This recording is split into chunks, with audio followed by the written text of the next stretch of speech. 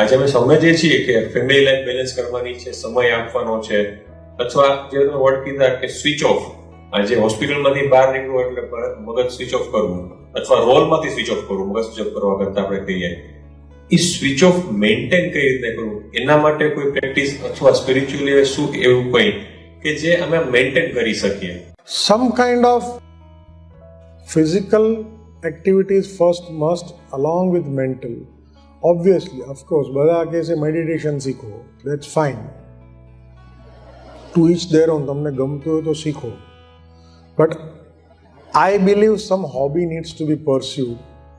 And for doctors, મ્યુઝિકની ઉપર થોડું ધ્યાન આપવું જોઈએ because their life is so serious.